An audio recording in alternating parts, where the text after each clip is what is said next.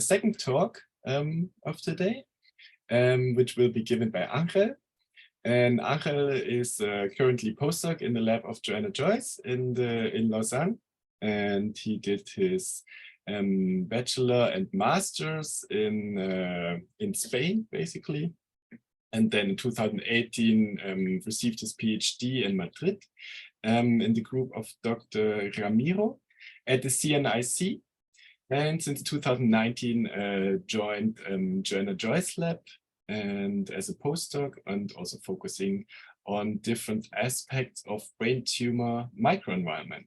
And we're going to hear now from his or from the recent paper from Cell Reports Medicine, and which is entitled "The Immunogenomic Analysis of Human Brain Metastases Reveals Diverse Immune Landscapes Across Genetically Distinct Tumors." Really much looking forward. Also, again, thank you for accepting our invitation. And with that, the online stage is yours. Thank you very much. Thank you very much for inviting me. I'm very happy to be here today. Let me quickly share my screen.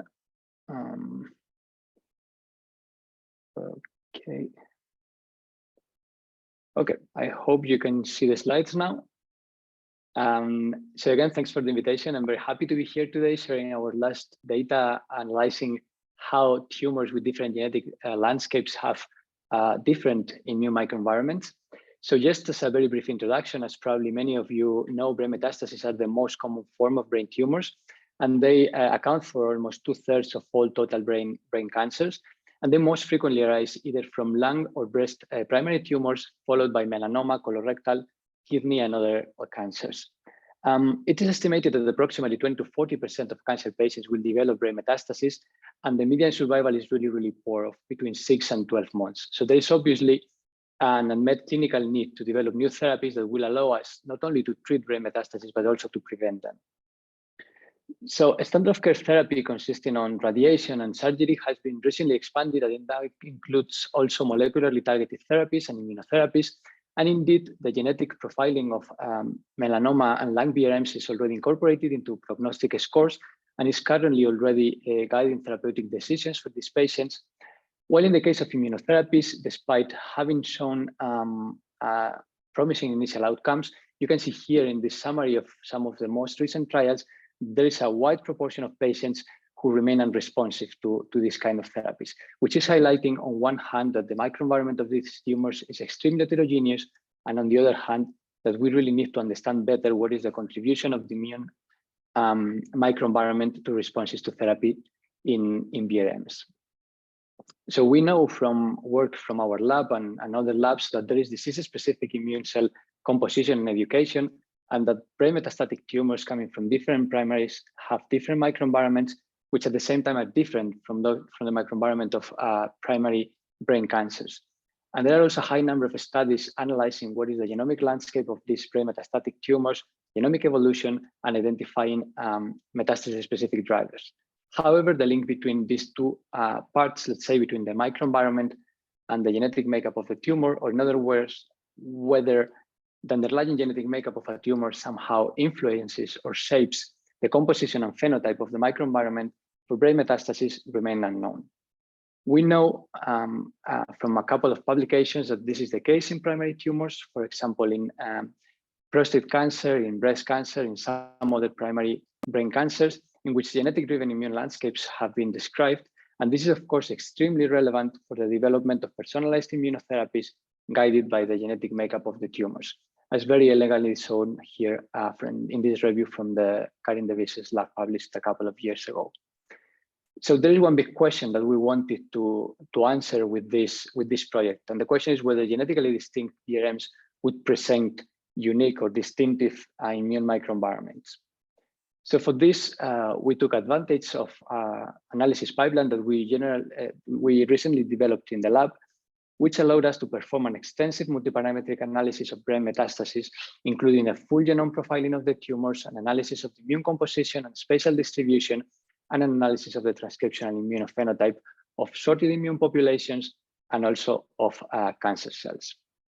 So for this paper, we worked with two different cohorts of patients. Our analysis cohort composed of 30 patients for which we had access to fresh tissue So we could perform flow cytometry analysis, and we could sort immune populations and cancer cells. The CD45 negative fraction, I have to say, is not exclusively composed by cancer cells, but mostly it can also be, there can also be contribution of other populations, such as astrocytes, for example. And then we had the second, a bit smaller cohort, which we used to validate and to confirm our findings. In this case, we only could get access to frozen tissue, so we were a bit more limited in terms of the number of analyses that we could perform. So working with this relatively large collection of samples, of almost 50 samples, the first thing we did was to characterize the genomic landscape of lung to brain metastatic tumors. I know this is a complex figure, but bear with me, we will go step by step. So if you pay attention to the upper panel, I don't know if you can see my pointer. Here what we're depicting is the number of mutations per megabase. So basically the mutational load per tumor. And you can see that each column corresponds to a brain metastatic tumor.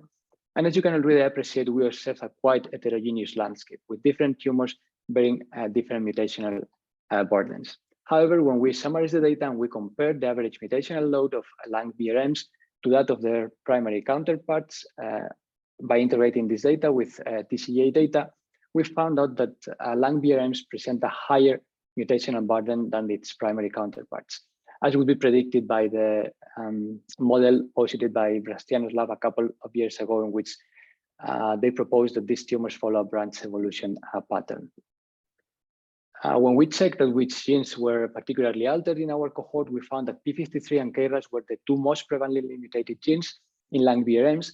And importantly, the mutations that we found in P53 were either stop mutations or missense mutations, which have been previously predicted as drivers in primary lung cancers, or which have been predicted to either disrupt protein-DNA interaction, disrupt protein structure, or disrupt the dimerization of P53, which we know it's critical for its function.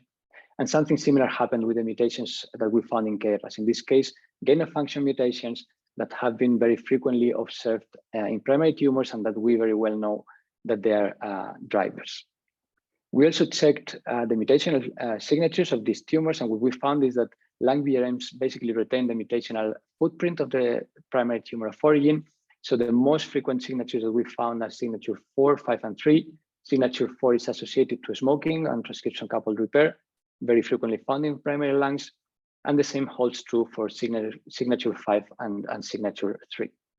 So with all this information, we decided to segregate our cohort into 4 different genetic groups. So P53 mutant tumors, P53 mutant KRAS mutant tumors, KRAS mutant tumors, and NPNK tumors, which stands for non-P53, non-KRAS mutant tumors.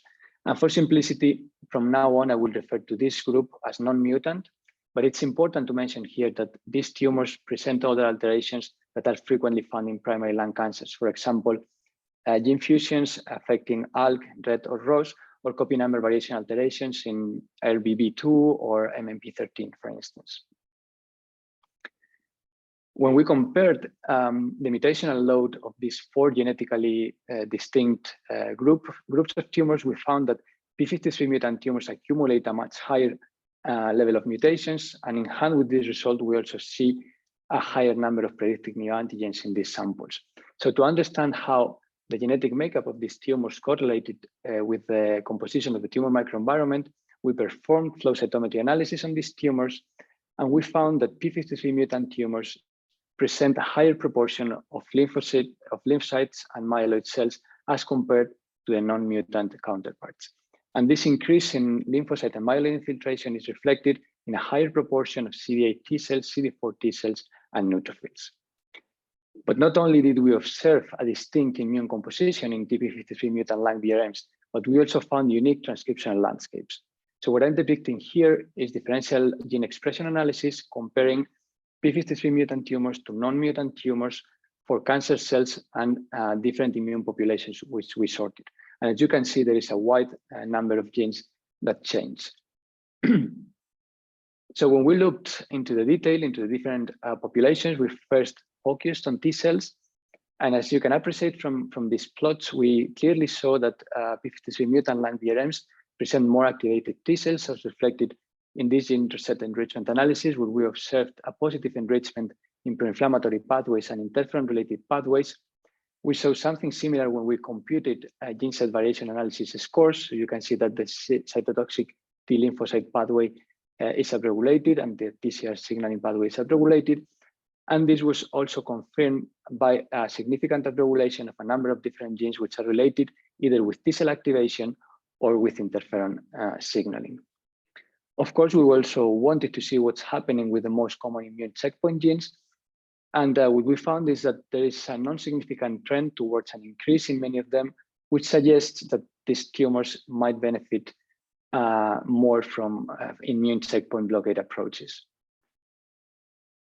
We then moved and analyzed the myeloid compartment, where we found exactly the opposite phenotype. In this case, both MDMs and microglia showed a more immunosuppressive phenotype, as evidenced by a negative enrichment in pro-inflammatory pathways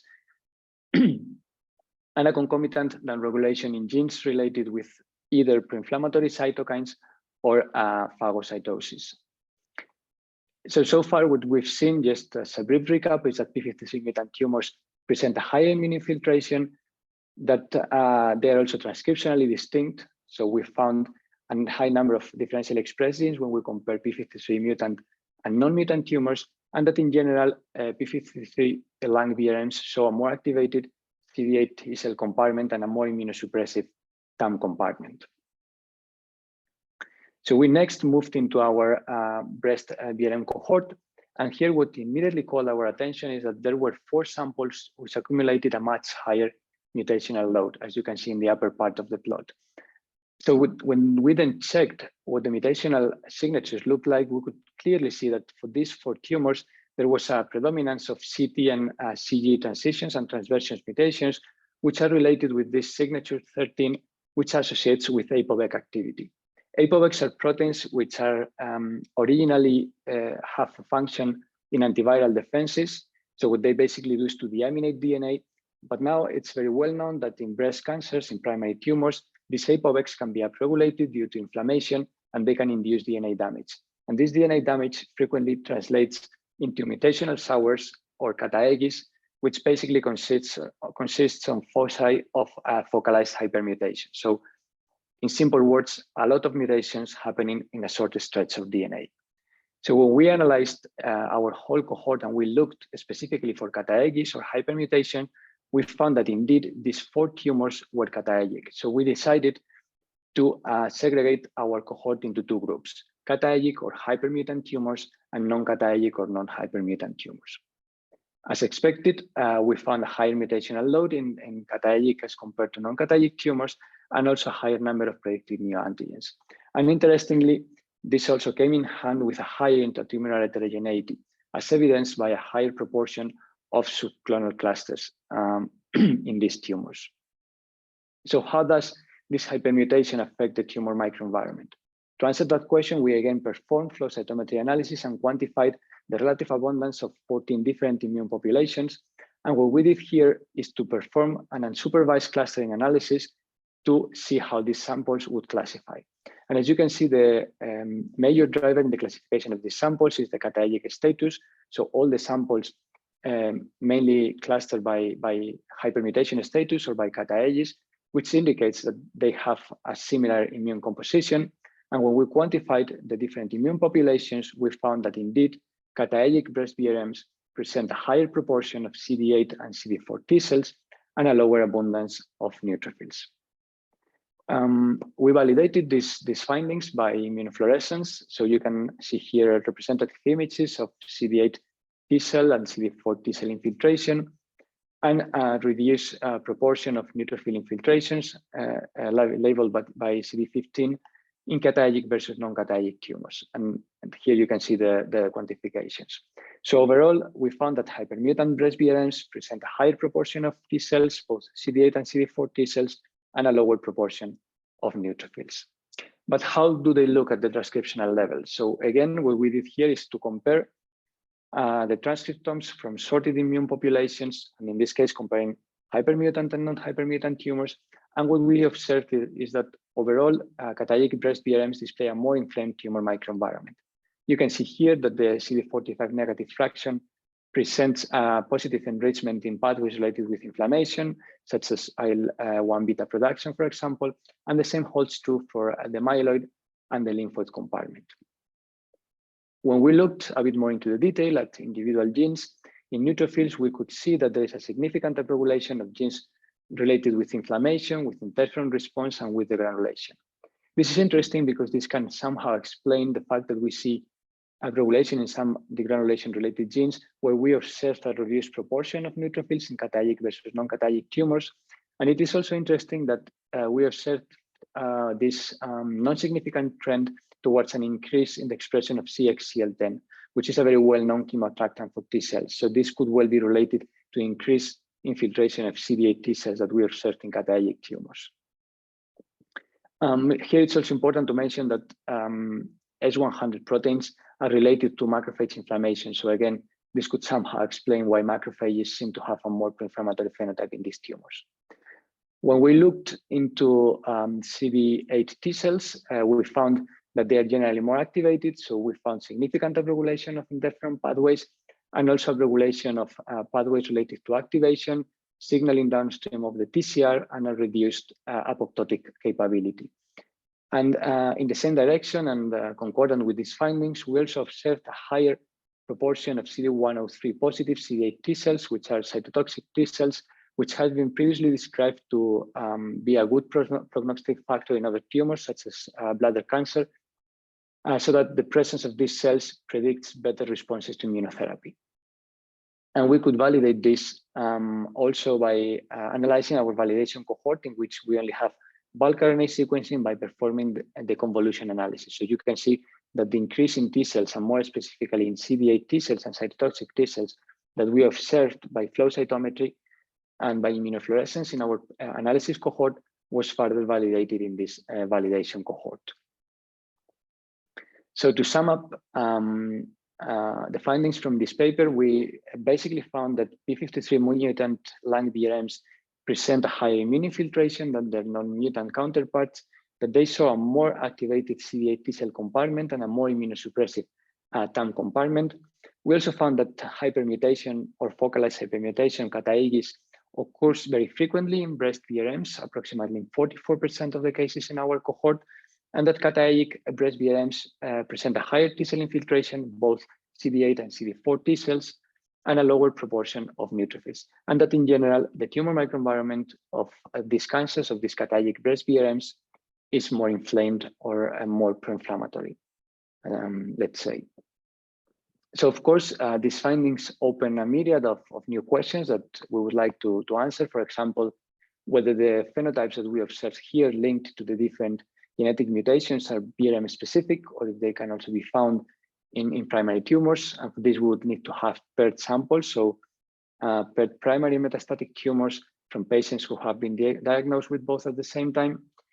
Also, a relevant question would be to know, as very nicely shown recently by Miranda and Sarah, whether in genetically distinct BrMs, we also have different or unique cellular neighborhoods, and whether there is altered cellular communication that we could exploit for therapy.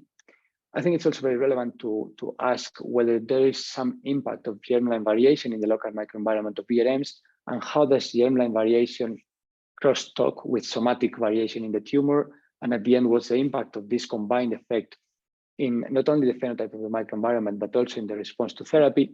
And last but absolutely not least, whether BrMs with distinct genetic makeups and distinct tumor immune microenvironments would respond differently to immunotherapy. And for this, we are currently working on developing mouse models that will allow us to assess this in the cleanest possible way.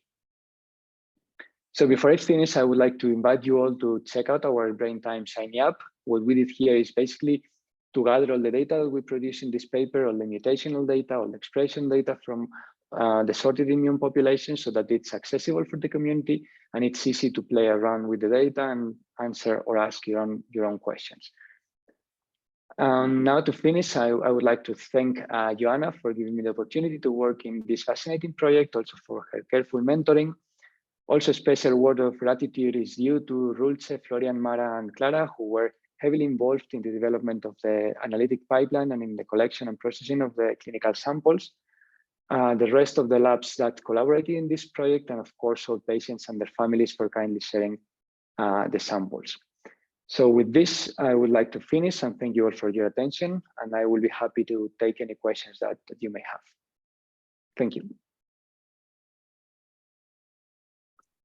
Thank you so much, also Ángel, for this wonderful talk. Really interesting to see how those studies we heard today are also kind of complementing each other, right? So, but of course, there's a lot of work to do to fully understand, like how the, for example, also genomic landscape of tumors themselves, like shapes the immune landscape, and how this then vice versa influences the progression of tumors, etc. So, of course, now there's again time for questions to Ángel. So either raise your hand, please, or just type them in the chat.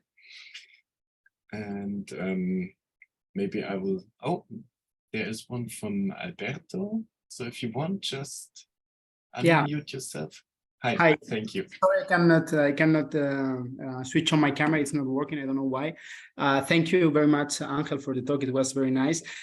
So my question is referred to what you mentioned about the increased generation of neoantigens in both cases, but particularly in the breast cancer type. So do you think that the increase in particularly in TCD8 lymphocyte seeds due to this increased amount of neoantigens in this type of tumors, or it's also related to any other immune suppressive features that they may have?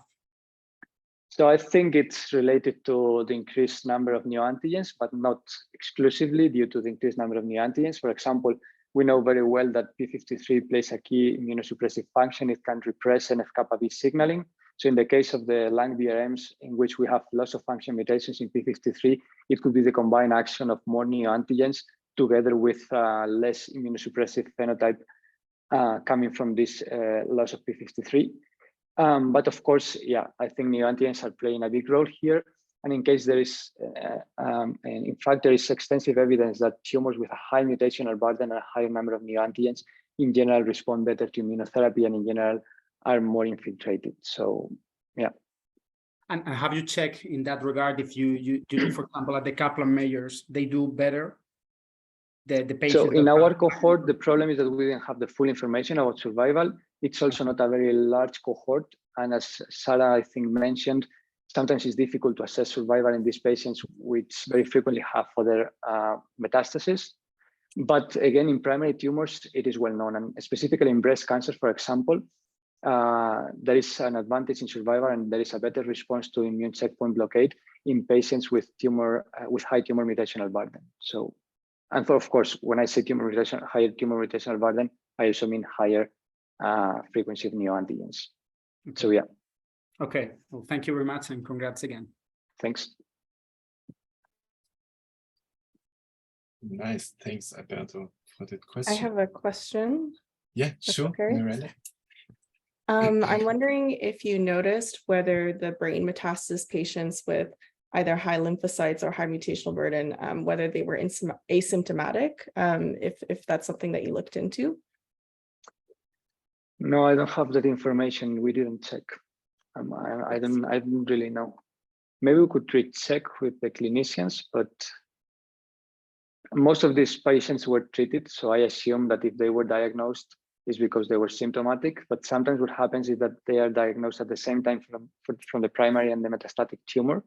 So it could be both. So I cannot answer. I don't have the info, sorry.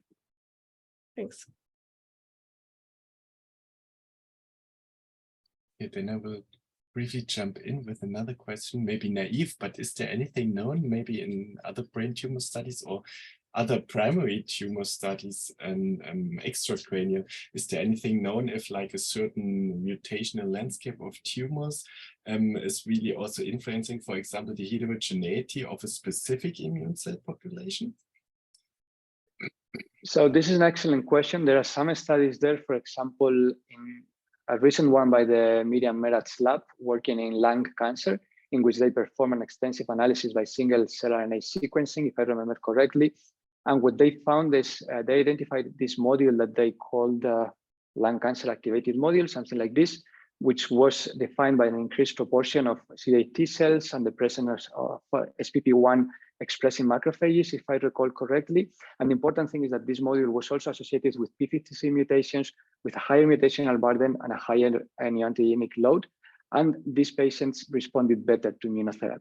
So there are some evidences in primary tumors that specific immune landscapes correlate with a specific features, let's say, of the microenvironment, and that this is important for responses to immunotherapy.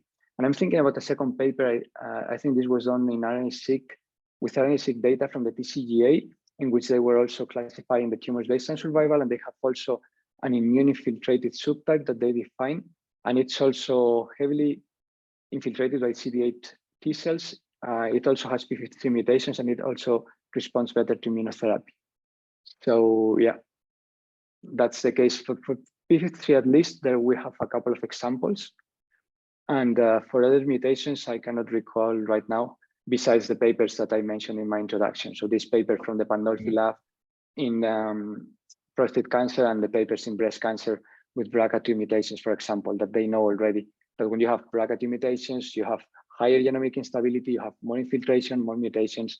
And again, these guys show better responses to immune checkpoint blockade. Yeah. So I have a quick question as well. So I was really intrigued by your finding when I had read this paper about this hypermutational status being associated or leading to this more inflamed tumor microenvironment. We know that melanomas, compared to other primary sites, those are brain mets that have higher tumor mutational burden. And then shown in our data where we walk through that it's the melanoma brain mets that do have this tumor, this lymphocyte enriched environment.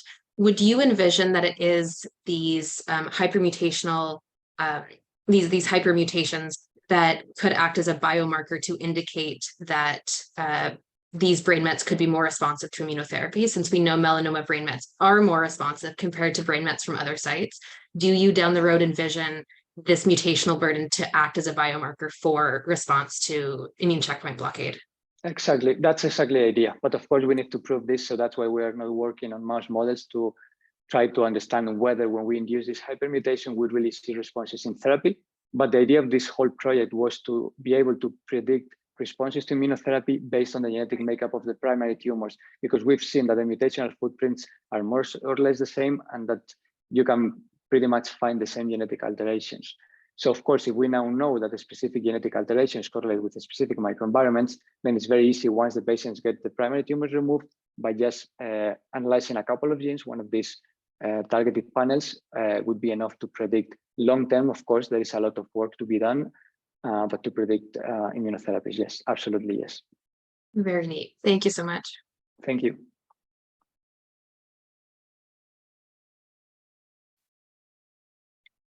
Okay, I don't see any further questions so far.